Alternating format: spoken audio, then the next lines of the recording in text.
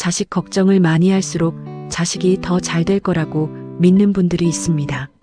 그런데 어쩌면 그 걱정이 당신의 남은 인생을 조금씩 빼앗고 있는지도 모릅니다.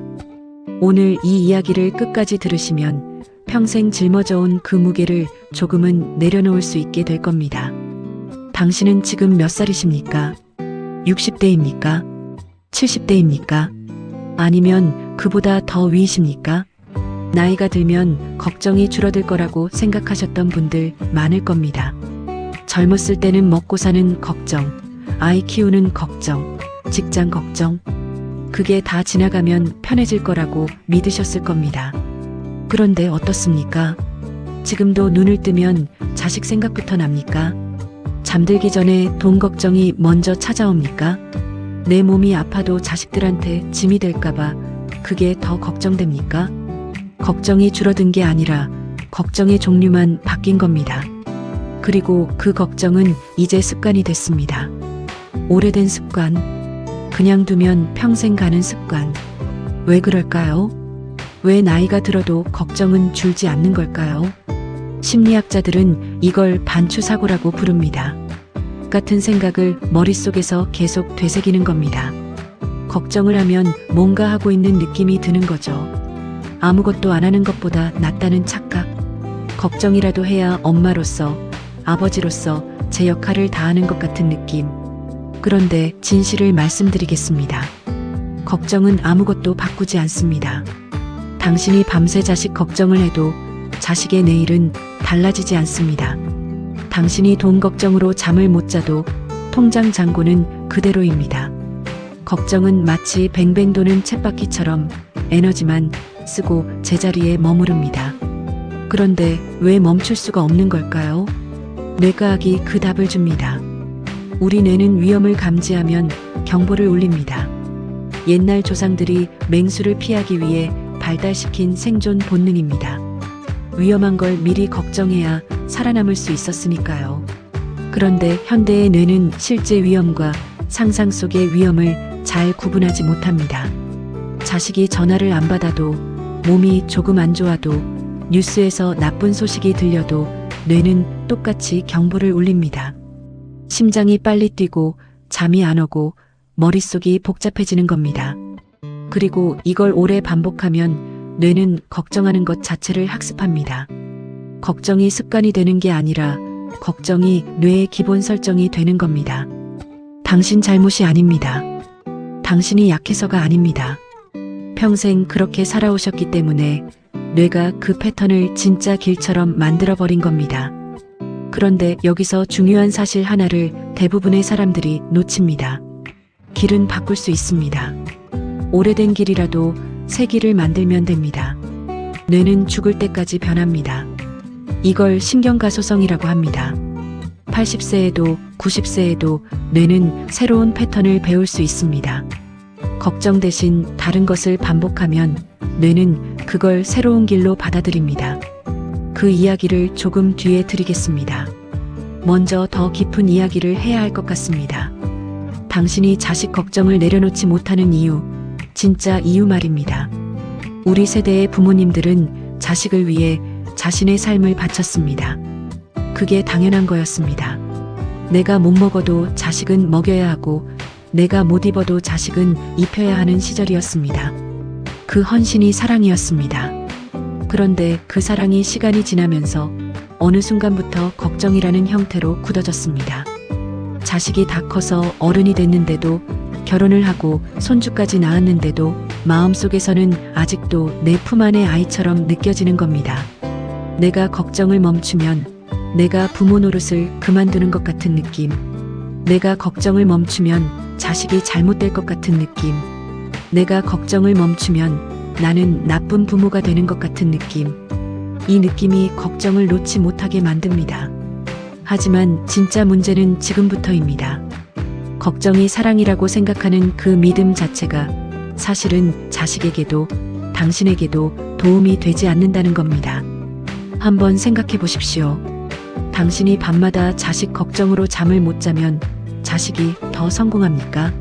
당신이 돈 걱정으로 마음을 졸이면 돈이 더 생깁니까? 아닙니다. 걱정은 문제를 해결하는 행동이 아닙니다. 걱정은 그냥 걱정입니다. 에너지를 쓰는 감정일 뿐입니다. 아무것도 바꾸지 않는 소비입니다. 그리고 더 중요한 게 있습니다. 당신이 걱정으로 가득 찬 채로 자식에게 전화하면 자식은 그 에너지를 느낍니다. 목소리에서, 말 한마디 한마디에서 그 무거움이 전달됩니다. 자식도 모르게 부담을 느끼게 됩니다. 당신의 걱정이 사랑이라는 건 알지만 자식에게 전해지는 건 때로 압박감이 됩니다. 내려놓는 것이 포기가 아닙니다. 자식을 덜 사랑하는 게 아닙니다. 오히려 더 성숙한 사랑입니다. 자식의 인생은 결국 자식의 몫입니다. 당신이 아무리 걱정해도 자식이 살아갈 길은 자식이 걸어가야 합니다. 당신이 아무리 미리 준비해줘도 자식의 시련은 자식이 넘어야 합니다. 그리고 그 시련을 통해 자식은 성장합니다. 걱정은 그 성장을 막지 않습니다. 대신 당신의 오늘을 가져갑니다. 무거운 짐을 평생 등에 지고 산 사람이 있었습니다. 처음에는 그 짐이 꼭 필요하다고 생각했습니다. 짐이 없으면 뭔가 잘못될 것 같았습니다. 짐을 지고 있어야 자기가 제대로 살고 있다는 느낌이 들었습니다. 그런데 세월이 흘렀습니다. 등이 굽었습니다. 무릎이 아팠습니다. 걷는 것 자체가 힘들어졌습니다. 어느 날 누군가 물었습니다. 그 짐 안에 뭐가 들어있습니까? 그 사람은 한참을 생각하다가 짐을 열어봤습니다. 텅 비어 있었습니다. 처음부터 아무것도 없었습니다. 짐 자체를 지고 다닌 겁니다. 당신의 걱정이 그렇습니다. 평생 짊어져 왔는데 열어보면 실제로 거기 있는 건 없습니다. 대부분의 걱정은 일어나지 않습니다. 심리학 연구에 따르면 우리가 걱정하는 일의 85%는 실제로 일어나지 않습니다. 나머지 15% 중에서도 대부분은 우리가 생각한 것보다 잘 해결됩니다. 그러니까 걱정의 거의 전부가 그냥 걱정이었던 겁니다. 그렇다면 왜 우리는 내려놓지 못할까요? 이미 지나간 비를 걱정하며 우산을 펴는 사람 이야기를 들어보셨습니까? 비가 내릴까봐 우산을 폈는데 알고 보니 비는 어제 다 왔습니다. 오늘은 맑은 날입니다. 그런데 그 사람은 여전히 우산을 접지 않습니다. 혹시 또 올까봐. 그게 우리 걱정입니다. 이미 지나간 위험을 대비하느라 현재의 맑은 날을 즐기지 못하는 겁니다. 자식은 이미 어른입니다. 이미 자기 길을 가고 있습니다. 당신의 걱정이 필요했던 시절은 이미 지났습니다. 이제는 우산을 접어도 됩니다. 돈 걱정도 마찬가지입니다. 노후 자금, 병원비, 자식한테 짐이 될까봐. 이 걱정들은 다 현실적인 걱정입니다. 무시하라는 게 아닙니다. 준비해야 할 건 준비해야 합니다. 하지만 준비와 불안은 다릅니다. 준비는 지금 할 수 있는 걸 합니다. 불안은 지금 할 수 없는 것까지 붙들고 있습니다. 지금 당신이 통장 잔고를 10번 더 들여다본다고 돈이 더 생기지 않습니다. 지금 당신이 미래의 병원비를 머릿속으로 계산하고 또 계산한다고 건강이 더 좋아지지 않습니다. 불안은 미래를 보장하지 못합니다. 오히려 불안은 지금 이 순간을 망칩니다. 지금 창밖에 햇살이 들어오는데 머릿속은 3년 후의 걱정으로 가득 차 있습니다. 지금 손주가 재롱을 피우는데 마음속은 자식 걱정으로 닫혀 있습니다. 지금 밥이 맛있는데 위장이 걱정으로 닫혀 있습니다. 노년기에 가장 중요한 자산은 돈이 아닙니다. 마음의 평온입니다. 돈이 있어도 불안하면 행복하지 않습니다. 돈이 조금 부족해도 마음이 가벼우면 오늘 하루가 충분히 좋습니다. 여기서 한 가지 놀라운 사실이 있습니다. 마음이 편안한 사람이 더 오래 삽니다. 이건 의학적으로도 증명된 사실입니다. 만성 스트레스와 걱정은 면역 기능을 떨어뜨리고 심장에 부담을 주고 수면을 방해합니다. 걱정이 몸을 아프게 만드는 겁니다. 걱정을 내려놓는 것이 자식을 위해서도 당신의 건강을 위해서도 맞습니다. 마음의 미니멀리즘이라는 말을 들어보셨습니까? 요즘 젊은 세대에서 미니멀리즘이 유행입니다. 집안에 불필요한 물건을 다 버리는 겁니다. 쓰지도 않는데 쌓아둔 물건들, 언젠가 쓸 것 같아서 못 버리던 것들. 다 버리고 나면 집이 넓어지고 마음도 가벼워집니다. 걱정도 마찬가지입니다. 마음속에 쌓인 걱정들 한번 들여다보면 대부분은 이미 쓸모가 없는 것들입니다.